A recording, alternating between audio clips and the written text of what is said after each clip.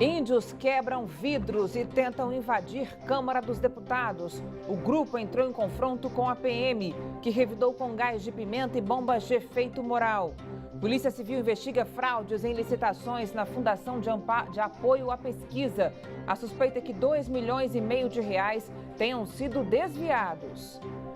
Moradores do Itapuã denunciam qualidade da água captada no Lago Paranoá.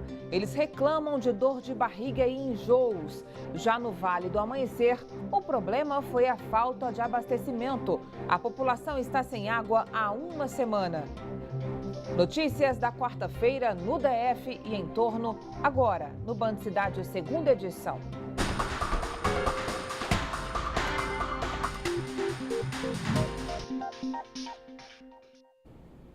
Confusão. Olá, boa noite para você, seja muito bem-vindo. Confusão no Congresso Nacional. Índios impedidos de entrar em audiência pública se revoltam e promovem quebra-quebra na entrada do anexo 3 da Câmara dos Deputados. Veja. Cerca de 100 indígenas vieram a Brasília com a intenção de participar de audiência pública na Comissão de Agricultura, que discutiu a possibilidade de acesso a créditos rurais para os índios. Mas como o plenário é pequeno, a Polícia Legislativa permitiu a entrada de apenas 60 indígenas. Os que ficaram do lado de fora protestaram. Os índios foram contidos pela Polícia Militar com spray de pimenta e bombas de gás lacrimogêneo. Na confusão, sobrou até para 4 carros de servidores que estavam estacionados no local. 2 índios foram detidos pela PM e encaminhados para a sede da Polícia Legislativa na Câmara dos Deputados. O Conselho Nacional de Trânsito autorizou o pagamento de multas com cartões de débito e crédito. Motoristas também poderão parcelar a dívida. Sobre esse assunto, a gente conversa ao vivo com o repórter Rodrigo Miranda, que tem mais informações. Oi, Rodrigo, boa noite para você. Boa noite para você também, Carol. Boa noite a todos que acompanham o Band Cidade. Como você bem disse, o valor pode até ser parcelado, mas vai vir com juros. Então é preciso colocar na ponta do lápis aí para saber se vale a pena pagar com juros ou então à vista, viu? Mesmo com essa resolução já em vigor, os órgãos de trânsito eles vão ter de habilitar as operadoras de cartão que vão realizar esse serviço que não é obrigatório. Mesmo a pessoa optando por fazer o pagamento parcelado, o valor cai de forma à vista integral para esses órgãos de trânsito. E aí a liberação do carro é feita de forma automática, a regularização dele. Antes, somente as multas aplicadas para carros registrados fora do Brasil é que poderiam ser pagas com cartão de crédito ou cartão de débito. É com você, Carol. Obrigada, Rodrigo. O governo anunciou hoje que vai criar uma rede de ouvidorias públicas do DF. O novo serviço de atendimento integra 5 órgãos de diferentes poderes. O objetivo da rede é oferecer à população um sistema integrado para o registro de denúncias, reclamações e sugestões. A expectativa é diminuir o tempo de resposta e contribuir para a melhoria dos serviços públicos. A nova tecnologia está em fase final de implementação. Além do GDF, a rede de ouvidorias vai contar também com o Ministério Público do DF, Tribunal de Contas, Tribunal de Justiça do DF e Câmara Legislativa. Eu acho que a conexão em rede faz com que o governo se apresente mais para o cidadão através das suas instituições, de todas as instituições. E na democracia, todas essas instituições que estavam aqui são parte do serviço a ser prestado ao cidadão. Unindo essas ouvidorias se economiza tempo, se economiza recursos e provavelmente teremos um resultado de uma efetividade muito maior na cabeça do cidadão. Moradores do Itapuã e Paranoá reclamam da qualidade da água que está abastecendo a região. O problema começou depois que o governo inaugurou uma nova estação de tratamento de água no começo deste mês. Veja. Desde o início do mês, o Evandro tem que buscar água filtrada na casa de vizinhos. Isso porque, de acordo com ele e outros moradores do Itapuã e Paranoá, a água que sai das torneiras está fazendo algumas pessoas passarem mal. A água está péssima. Antes eu não tinha falado nada porque eu pensei que era um caso simples, mas eu fui vendo aí a população do Paranoá e Itapuã e está um caso sério. Vários contatos me falaram que tem filhos, principalmente as crianças, quando consomem a água, elas estão passando mal, está causando manchas na pele, está causando diarreia, vômito. As reclamações da população começaram a aparecer justamente depois que a CAESB passou a captar água para a região a partir de uma nova estação de tratamento, inaugurada pelo governador no começo do mês. O que a gente quer são respostas, se realmente essa água está sendo vinda do lago, que a gente está consumindo, se não é, o porquê que está assim, se é tubulação. A gente quer uma resposta do governo, saber realmente o que está acontecendo. Se definitivamente isso vai fazer mal para a gente futuramente, ou se é só uma fase de teste, algo desse tipo. A gente só quer uma resposta. De acordo com a CAESB, a ETA Lago Norte está equipada com aparelhos de alta tecnologia, que garantem à população água em perfeito estado para o consumo. Mas neste vídeo, enviado por um telespectador, é possível ver que a aparência da água está, no mínimo, esquisita. É dessa situação aqui, ó, a cor da água. Bota esquisita nisso, hein? Olha, por nota, a CAESB reafirmou que a água que abastece o Paranoá e o Itapuã é boa para uso. Disse também que, desde a inauguração da nova estação de tratamento de água, apenas 2 reclamações formais foram feitas nos canais de atendimento da companhia. Para mais questionamentos sobre os serviços da CAESB, você pode ligar no 115, procurar algum escritório regional ou então acessar o site caesb.df.gov.br. Olha, já lá no Vale do Amanhecer, o problema é a falta d'água. Moradores reclamam que estão sem abastecimento há mais de uma semana. Revoltados, eles resolveram fazer um mutirão para limpar um dos córregos que abastece a região. Veja só. Olha só a quantidade de sujeira no córrego 15 do Vale do Amanhecer. São sacos e pedaços de madeiras impedindo que a água flua para o reservatório. Cansados de esperar que algo seja feito, os próprios moradores decidiram limpar o local. No córrego encontraram vários canos que podem ter sido usados para a captação irregular de água. A gente vê que tem até um saco cheio de areia para fazer a represa. Olha o nível da água aqui onde eu estou e olha lá embaixo, bem mais baixo. Tem um cano ali de 200 ali, né?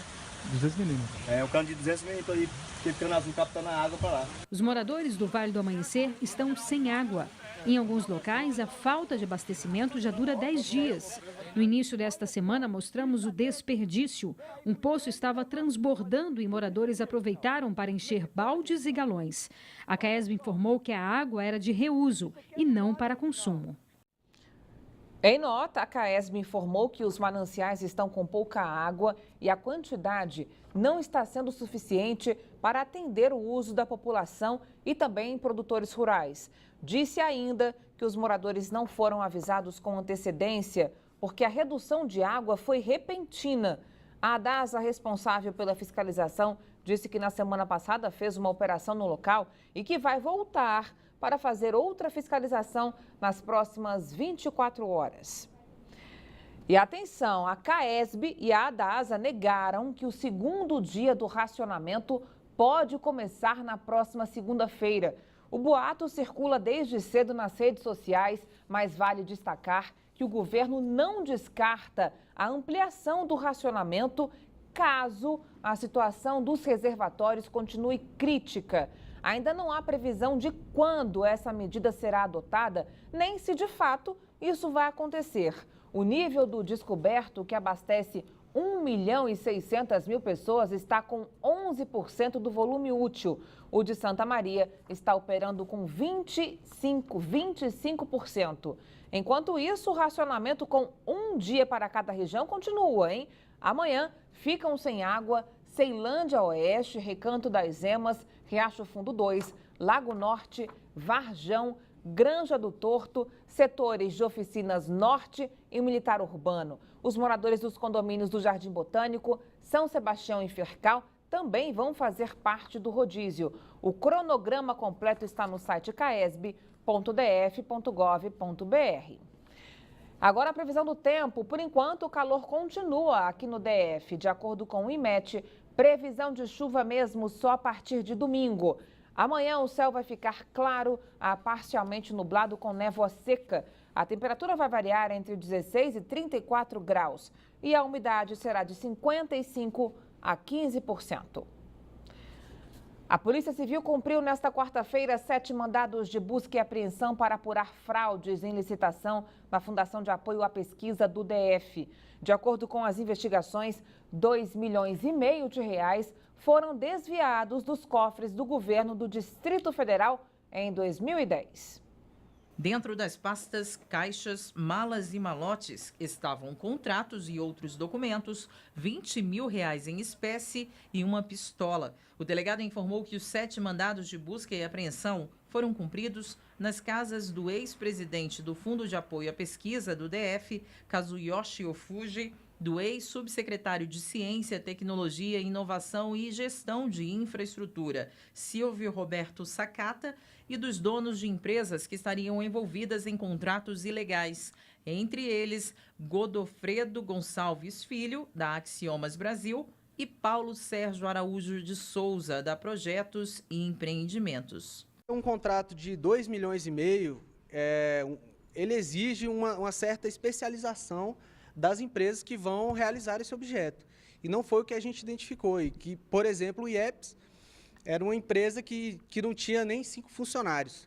E para realizar um objeto tão amplo, de um contrato tão amplo, que é capacitação de jovens para ingresso no mercado de trabalho da capital, fica nítido que tem alguma coisa errada.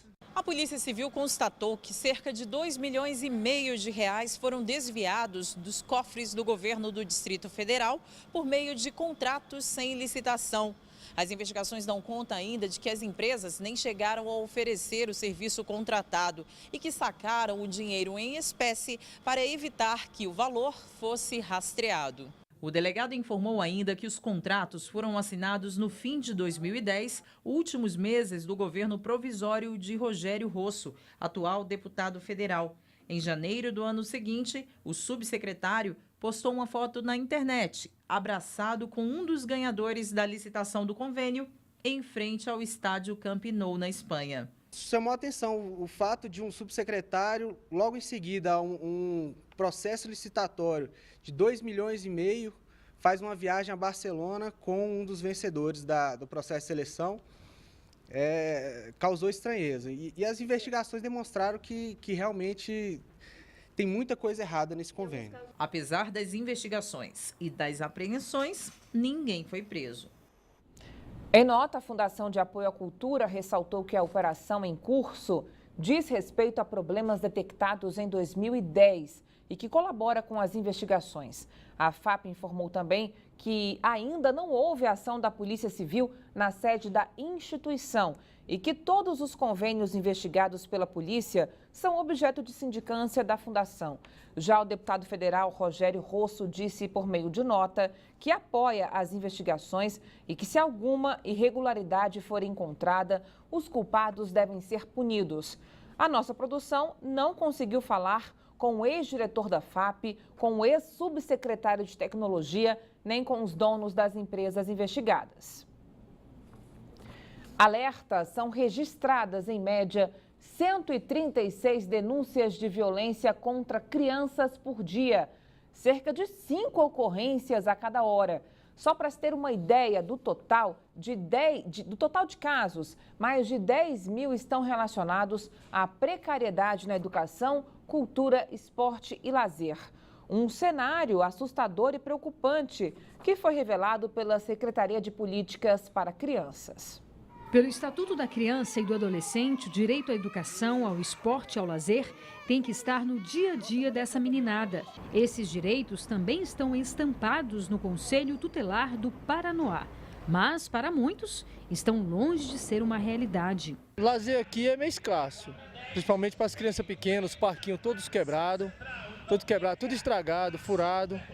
Né? Aí não tem lazer para as crianças pequenas, não tem. Nem para os adultos, imagine para as crianças, né? Segundo o levantamento da Secretaria de Estado de Políticas para Crianças, Adolescentes e Juventude, muitos outros direitos são deixados para lá. O relatório, divulgado neste mês de outubro, foi feito com base nas denúncias feitas por moradores que procuraram os conselhos tutelares espalhados no DF. Lucinéia é uma conselheira do Paranoá. Segundo os dados da Secretaria, essa região lidera o ranking de denúncias relacionadas à falta de vagas em creches e à evasão escolar. No Paranoá, de janeiro a junho deste ano, foram mais de 1.700 queixas. Está faltando muita política pública, escolinhas, faltando muita questão do esporte. A gente tem uma carência muito grande de poder ter uma vila olímpica aqui no Paranoá, onde está faltando. E a gente é um dos órgãos assim que a gente briga intensamente na questões de construções de escola, porque realmente que a gente está com essa dificuldade nessa região. Ainda no primeiro semestre deste ano, nas 40 sedes dos conselhos espalhados pela capital, houve quase 25 mil reclamações. São, em média, 136 por dia, ou 5 a cada hora. Durante todo o ano passado, esse número chegou a 16.594 reclamações. Diante de tantas denúncias, o governo acredita que esse número representa que a população está ficando exigente e cobrando mais os direitos. A gente também atribui esse aumento a uma sistematização melhor realizada também pelos conselhos tutelares. A população tem buscado o conselho em todos os sentidos, quando ela percebe ou que ela não tem acesso a algum tipo de serviço, né, ou mesmo quando é uma violência, vamos dizer assim, de fato, né? A subsecretária pede ainda que a população continue procurando os conselhos tutelares para que, junto a outros órgãos, atenda melhor a população. E detalha como o serviço é feito pelo Conselho. É um órgão que está na perspectiva da proteção do direito dessa criança, de acionar a rede de serviços, né, de trabalhar, de proporcionar um trabalho mais integrado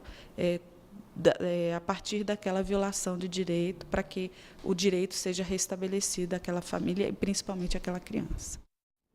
Sobre a evasão escolar no Paranoá, a Secretaria de Educação disse por meio de nota que a situação é pontual e que na cidade há uma creche conveniada. A Secretaria informou ainda que estão sendo elaborados projetos para a construção de 3 novas escolas na região, mas ainda não há previsão de quando as obras devem ser feitas.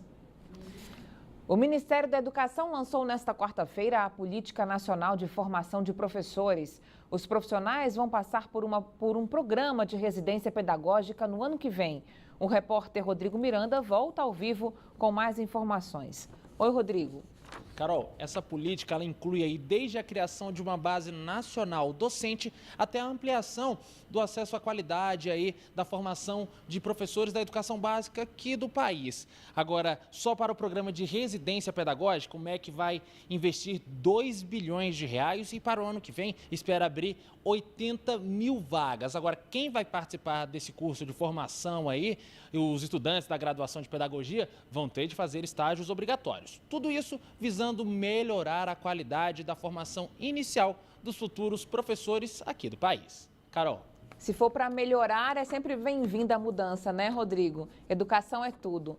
Obrigada, boa noite.